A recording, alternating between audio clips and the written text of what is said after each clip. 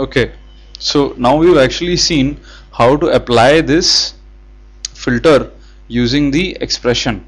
So actually you can go ahead and play out with some of these protocols which is of interest to you. For example, let's say I am interested in some sort of a filtering on the IP protocol, right? So let me just go ahead to the IP tab and maybe actually go and set that okay, the header length should be equal to 20, and just go ahead and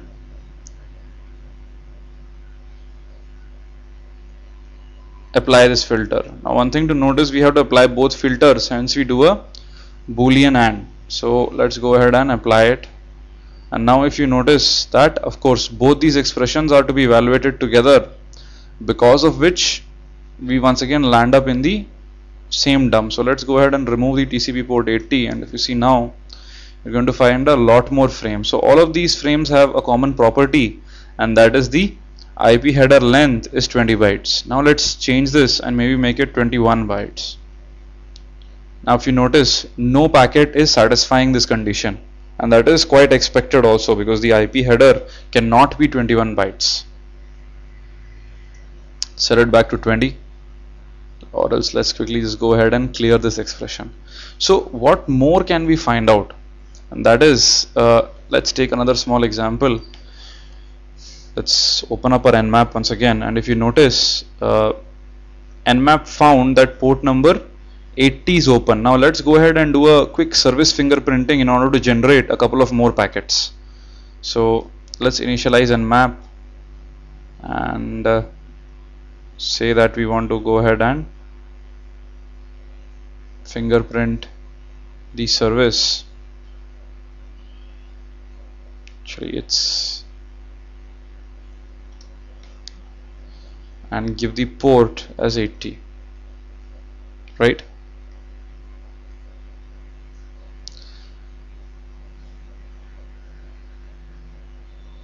And if you notice in the background, a lot of packets are being sent, right? And Nmap comes up saying that it is basically Apache HTTP. So how did Nmap actually do it? How can we actually find this out? That is simply by going here and once again applying our filter TCP dot port is equal to 80, right? And then we go ahead and apply this filter. Now if you notice this, let's go ahead and stop the capture. If you actually notice, what's happened is Nmap seems to have made an HTTP GET request, right? This is basically trying to find out more about the protocol running there, and here we can actually see the GET request, right? To which the HTTP server is replying back with a response in which there is a server tag in which it mentions Apache 2.2.4. So most probably Nmap is using this header to figure out whether it's Apache or not. And it seems so, because after that, once it has found out this header, it goes ahead and closes the connection, right? You have the FINAC, ACK and so on in order to terminate the connection. So interestingly, now we found out that Nmap is using the HTTP header in order to decipher which service is running there. So one interesting thing you can do is that, as we can see, a TCP connection has been initiated here. You can just go ahead, right click and say follow TCP stream.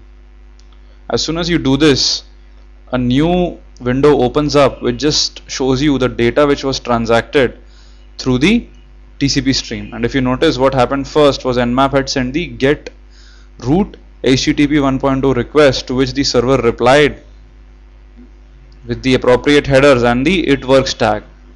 So this is another small bit you can do with Wireshark, is that go ahead and construct these TCP sessions and look at what data was transacted. This is extremely helpful, especially in the case where you want to track a connection and when there is a lot of network traffic which is interlaced and interspiced up with the TCP connection you want to follow. So apart from that, there are a lot of other things also which you can see here. You can get a summary of the statistics of the packet you've been capturing, and in that the average packet size and then amount of bytes, so on and so forth. So but the most interesting part remains, and that is the capture filter, and after that some of the statistics analysis, right?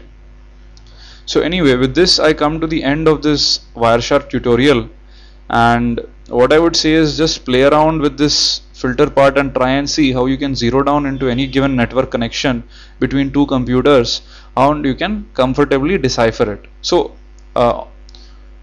final note I would just like to add that you can go ahead and save this dump file somewhere so that you can view it later, right? Okay, well, that's it for this demo. Thanks a lot.